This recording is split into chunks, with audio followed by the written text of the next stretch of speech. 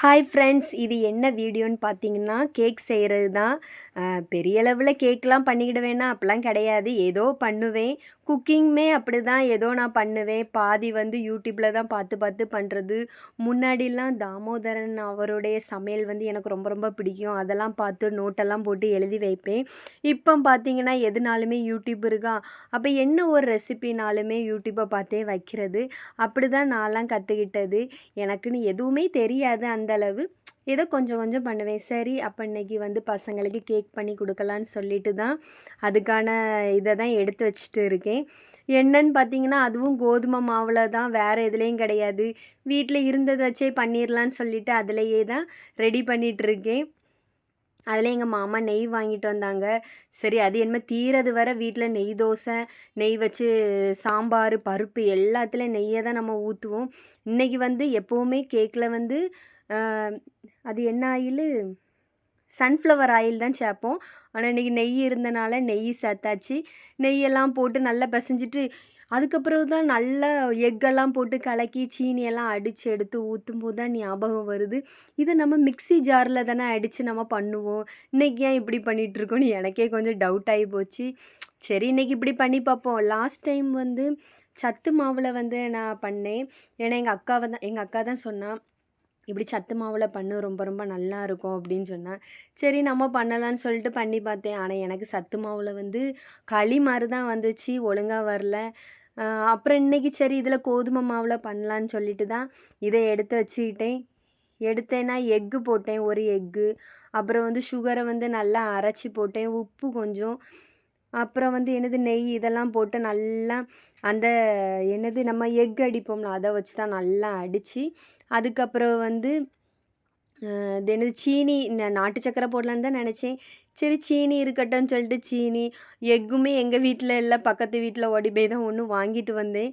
அதை தான் போட்டு சரி எப்படியோ இன்றைக்கி கேக்கு வச்சிடணும்னு சொல்லிட்டு தான் கேக்குக்கு வந்து ரெடி பண்ணி ஒரு வழியாக இன்றைக்கி எல்லாமே முடிஞ்சு. அப்போ தான் எனக்கு ஒரு விஷயம் தெரியும், ஏலக்காய் அந்த மாதிரி இதெல்லாம் போடலாம். ஆனால் கேக்குக்கு வந்து ஏலக்காய் போடுவாங்களான்னு எனக்கு தெரியலை. ஏன்னா இது வைக்கிறதுக்கு முன்னாடி நான் யூடியூப்பில் ஒன்றும் பார்க்கல, ரொம்ப நாள் ஆயிட்டா. சோடா உப்பு போட்டேன், ஆப்பத்துக்கு போடுவோம்ல அது மட்டும் தான் போட்டேன். பேக்கிங் சோடா எதுவுமே இல்லை, அதனால் அதை தான் போட்டேன். சரி, எதுவும் நம்ம மிஸ் பண்ணிட்டோமா அப்படின்னு யோசிச்சுட்டு இருக்கும்போது தான் என்கிட்ட வந்து கேக்குக்குள்ளே பாத்திரமே கிடையாது.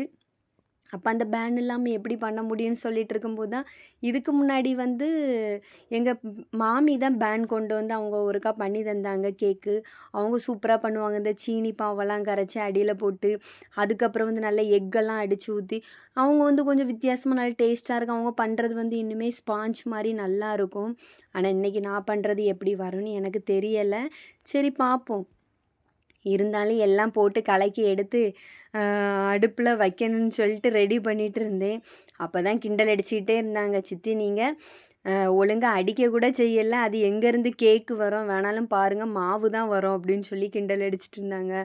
பார்ப்போண்டி, எது வந்தாலும் நீங்கள் எல்லோரும் நீ சாப்பிட்டு தான் ஆகணும் அப்படின்னு சொல்லிட்டு நானுமே மாறி பதில் கொடுத்துட்டு தான் இருந்தேன். ஆனால் எனக்கு பார்க்கும்போது வந்து நம்ம என்னைக்கு சொதப்போம் அப்படின்னு நம்ம சொல்லுங்கிற அன்றைக்கி தான் அது வந்து டேஸ்ட்டாக வரும். ஆனால் நான் எதுவுமே ஒழுங்கான ப்ராசஸில் பண்ணலைன்னு எனக்கு தெரியும். இருந்தாலும் சரி நம்ம இன்றைக்கி வைக்கலாம் அப்படின்னு சொல்லிட்டு தான் நான் ரெடி பண்ணிகிட்டு இருந்தேன். அவள் உங்கள் கேக்கு சாப்பிட்டா நாங்களே செத்து போயிடுவோம், அதனால் எங்களுக்கு தராதீங்கன்னெலாம் சொல்லி ரொம்ப ஓவராக ஓட்டிகிட்டு இருந்தேன் அன்றைக்கி. சரி பார்ப்பனே கேக் எப்படி தான் வருதுன்னு சொல்லிட்டு நானும் அதுக்குள்ளே இதை தான் பார்த்துட்ருந்தேன். முடிவாக பார்த்திங்கன்னா நெய் தான் எல்லாத்துலேயும் இன்றைக்கி நெய் தான். தோசை சுட்டாலும் நெய், பருப்பு சாம்பார் எதில் வச்சாலும் நெய். ஏன்னா இந்த தீரது வரை எங்கள் வீட்டில் இந்த நெய் தான். எனக்கு பையன் தோசையில் அதுவும் நெய் போட்டு கொடுத்தா ஒரு 5 6 தோசை சாப்பிட்ருவான். அதனாலேயே மேக்ஸிமம் தோசையில் போட பயப்படுவேன். இருந்தாலும் சரி நெய் இருக்கும்போது சுட்டு கொடுப்போம் அப்படின்னு சொல்லிட்டு தான் நான்லாம் சுட்டு கொடுக்குறது. அதுவும் கேக்கு இப்போ இன்றைக்கி செய்ய ஒரே பாத்திரத்தை தூக்கி போடுறது தான், எக்கு தூக்கி போடுறது தான். அதான் சொன்னேன், சித்தி இருக்கிற ஒரு எக்கையும் கீழே போட்டு உடச்சிடாதீங்க அப்படி இப்படின்னு சொல்லிட்டு இருந்தேன். நானும் சரி ஃபைனலாக முடிய போகுது அப்படின்னு சொல்லிட்டு, ஏன்னா இது கேக்கு பண்ணுறதுலாம் ஈஸி தான். ஒரு சிலர்லாம் நல்லா அழகாக பண்ணுவாங்க. ஆனால் நான் வந்து மொக்கையாக தான் பண்ணுறேன்னு எனக்கு தெரியும்.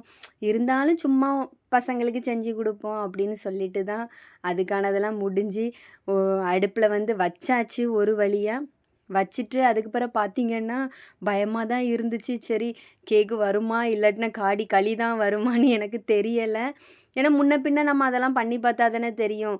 இது கடையில வாங்குறது, சாப்பிடுறது எதுனாலுமே அப்படிதான். ஆனா ஒரு சிலர் அவங்களுடைய வீட்டுக்கு பர்த்டேக்கு எதுக்குனாலுமே அவங்களே ஓனா பண்ணுவாங்க. உண்மைக்குமே பார்க்க ரொம்ப அழகா இருக்கும். ஆனா நமக்கு அதெல்லாம் தெரியாத போது கொஞ்சம் இதா தான் இருக்குது. இருந்தாலும் ஓகே தான். சரி எல்லாமே பொறுமையா கத்துக்கலான்னு சொல்லிட்டு நானும் விட்டுட்டேன். இன்னைக்கு இந்த கேக் வந்து நல்லா வந்துச்சுன்னா, இனி எல்லாம் வந்து கோகோ பவுடர் அந்த இதெல்லாம் வாங்கி வச்சு அழகா கேக் பண்ணணும்னு ஆசை. ஆனா பண்ணதுக்கு முன்னாடி வந்து கண்டிப்பா YouTubeல பார்த்துக்கணும். ஏன்னா எனக்கு பெரிய அளவுல அதெல்லாம் தெரியாது. ஸோ அதெல்லாம் பார்த்துட்டு எடுத்துட்டு ப்ராப்பரா ஒரு நாள் பண்றேன். நீங்க பார்க்குற எல்லாத்துக்குமே கேக் பண்றது வந்து ரொம்ப ஈஸி தான். உங்களுக்குமே தெரியும். ஸோ இது வந்து ஒரு ஃபன்னா இருக்கட்டும் அப்படின்னு சொல்லிட்டு தான் இந்த வீடியோவே நான் எடுத்தேன்.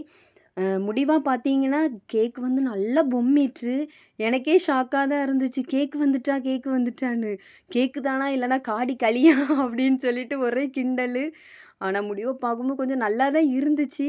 நல்லா பொம்மி பெருசா. அப்ப இது கேக்கு தான்னு சொல்லிட்டு, நானும் எடுத்து பார்த்தேன். எனக்கே ஆச்சரியமாயிட்டு. ஏன்னா அடி பிடிக்கல, ஒண்ணும் பிடிக்கல. சூப்பரா வந்துட்டு கேக்கு. சரி ஃபைனலா கட் பண்ணிருவேன்னு சொல்லும்போதே, என் பசங்க வந்துட்டு, "அம்மா நான் தாம்மா கட் பண்ணுவேன், நான் தான் கட் பண்ணுவேன்." சரிடா பொறுங்கன்னு சொல்லிட்டு, அதுக்கு பிறகு ஒரு வழியா நானே கட் பண்றேன்னு சொல்லிட்டு, நம்ம சின்ன பிள்ளைங்கள விட நம்ம மோசம். சரி நானே கட் பண்ணேன்னு சொல்லிட்டு, ஒரு சாக்லேட் எடுத்து அத சென்டர்ல முறிச்சு, அத கொண்டு நடுஸ்ல வச்சு டெக்கரேட் பண்ணிட்டு, அதுக்கப்புறம் கட் பண்ணலாம் ப்ளீஸ்டா நானே இன்னைக்கு கட் பண்ணிறேன்ட்டு குழந்தைங்கள விட நான் மோசம். நான் தான் கட் பண்ணேன். நல்லா ஸ்பாஞ்ச் மாரி அழகாவே வந்திருந்து. அதுக்குன்னு பொய் சொல்ல மாட்டேன். ஓரளவு நல்லா இருந்துச்சு. ஆனா கொஞ்சம் வந்து சுகர் காணாது. ஓகே தான். ஆனா நான் பண்ணதுல இது வந்து வந்ததே அதிசயம் தான். என்னுடைய வீடியோவ பாருங்க, லைக் பண்ணுங்க, ஷேர் பண்ணுங்க.